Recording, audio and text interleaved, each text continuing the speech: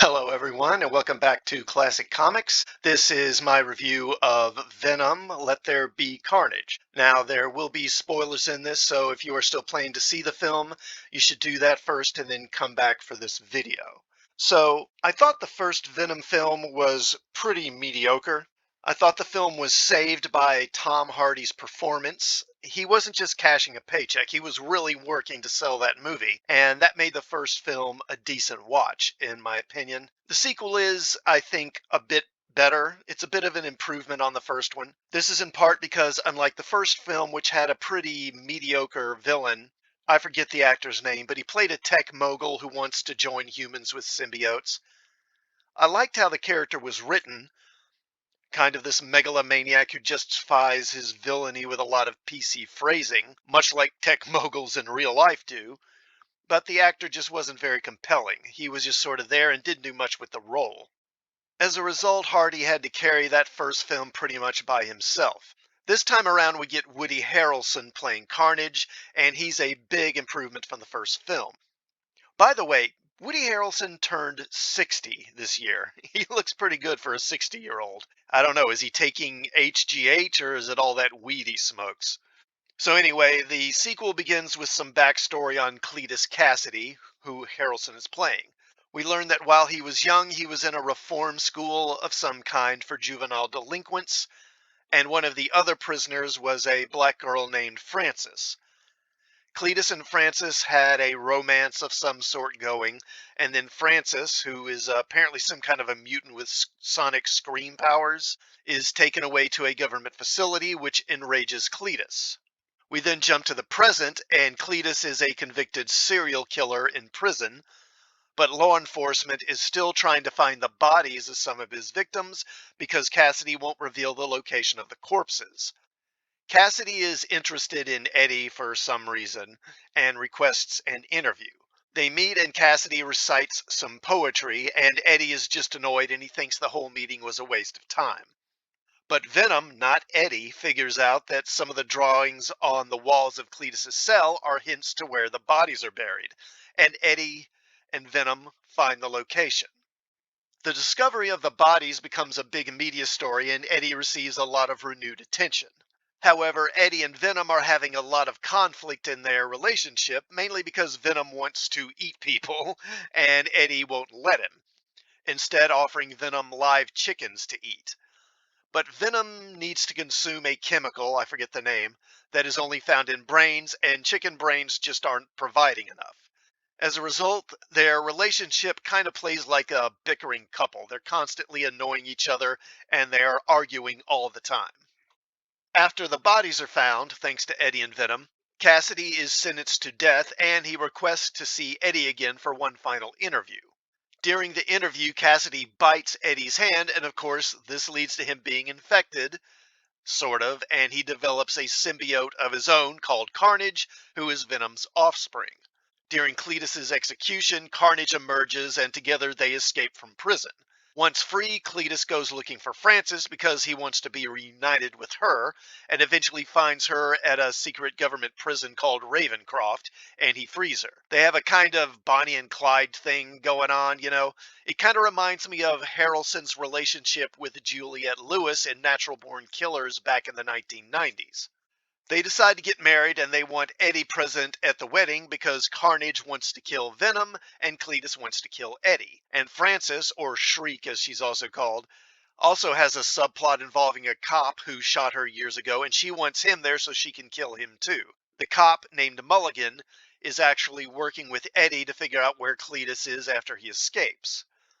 Now, while all of this is going on, Eddie and Venom have a falling out, and Venom, fed up with Eddie, leaves and latches onto a homeless guy. They stay separated for a while in the middle of the movie, and during this time, Eddie is brought in for questioning by Mulligan because he suspects that Eddie and Cletus may actually be working together. Eddie calls Anne, who is played by Michelle Williams, his former girlfriend from the first film, and Eddie asks her to find Venom because Eddie realizes that Cassidy has a symbiote of his own now, and only Venom and he can stop them. Anne finds Venom and he inhabits her for a while so that she can come to Eddie, and then he and Venom are reluctantly reunited. Then they go searching for Carnage and Cletus. Now, Annie and Mulligan are both captured, and Anne's boyfriend, Dan, tells Eddie that they're being held at a cathedral where Cletus and Francis are having their wedding. Eddie and Venom arrive, and there's a big showdown. Francis uses her sonic shriek power on Venom, but it actually hurts Carnage too, and he turns on Francis and tries to kill her.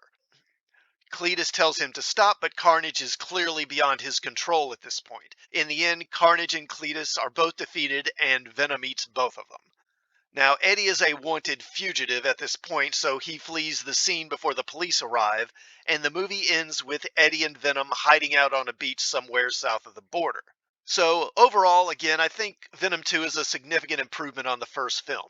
It really benefits from having a more interesting villain in Carnage and Cletus. Hardy gives another fun performance as Eddie, and the interactions between Eddie and Venom are pretty entertaining. Harrelson is fine as Cletus, although it feels like he's just doing kind of an exaggerated retread of his character from Natural Born Killers. The rest of the cast is fine without being particularly impressive. The CGI on Carnage is definitely well done, and the film does a good job of realizing that character. So, with every film now, of course, it needs to be asked, is this film woke? I would say no, not really.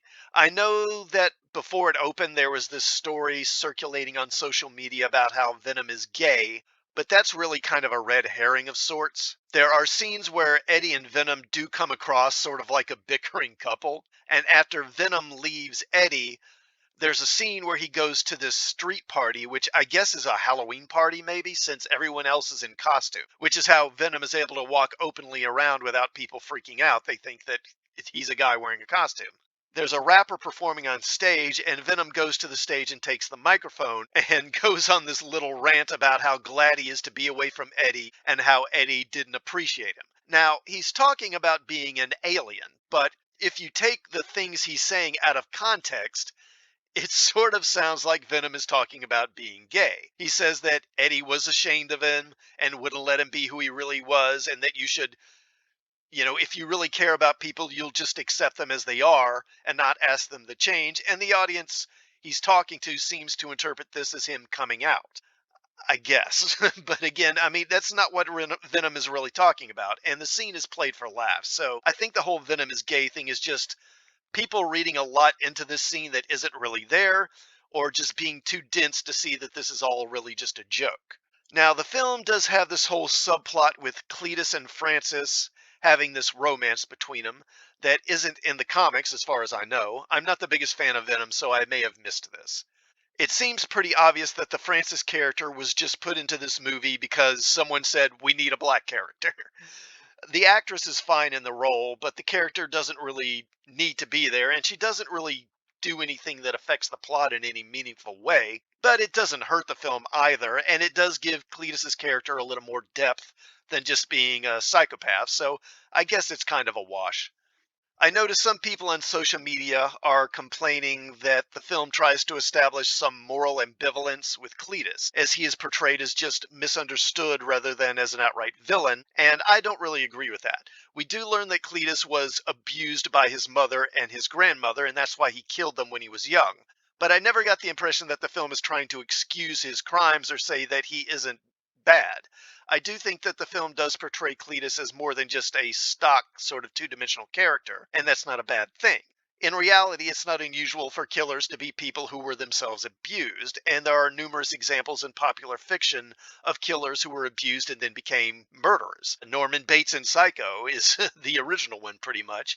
The Tooth Fairy from Red Dragon and Buffalo Bill from Silence of the Lambs are other good examples. Now, after the movie ends, we do get a mid-credit scene, and this is where things get really interesting. We see Eddie in a dark, dingy hotel room watching a Mexican soap opera. Now, he and Venom are having a discussion about how keeping secrets in a relationship can be damaging to the relationship, and Eddie asks what secrets Venom is keeping from him.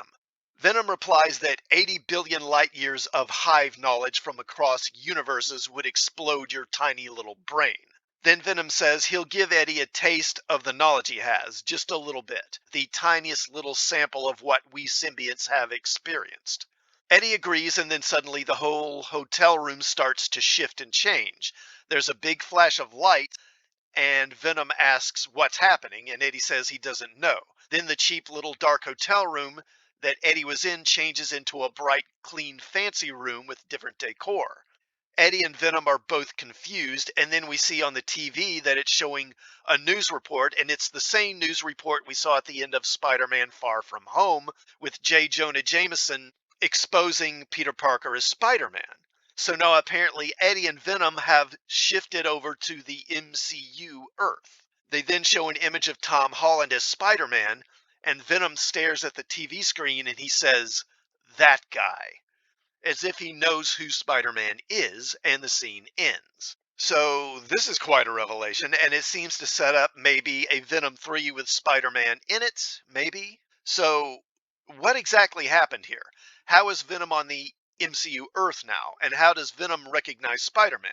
So my guess is that this scene takes place at the same time in the next Spider-Man film, where, as we saw in the trailers that were released a while back, Doctor Strange casts a spell to alter reality and make everyone forget that Peter is Spider-Man. But the spell goes haywire and then causes different realities to start merging, which is why we see Dr. Octopus from the 2004 Spider-Man 2 film appear. Now, Venom said that the symbiotes have a hive mind that, in his words, spans universes.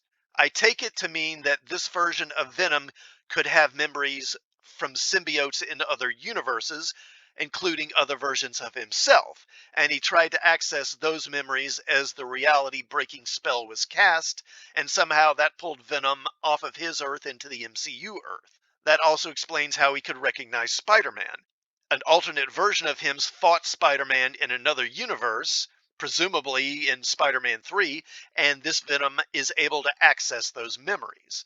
I think if Venom was going to be in the next Spider-Man film, we probably would have heard something by now, so I don't think that's going to happen. But this does seem to maybe set up a Venom 3 with Tom Holland's Spider-Man in it. I'll go ahead and wrap up here. Please do like this video before you leave, and let me know what you thought of Venom 2 in the comments, and what do you think of him maybe being in the next Spider-Man film, or Spider-Man being in the next Venom film. Also, please sub to the channel and hit the bell for notifications, and I will see you all next time.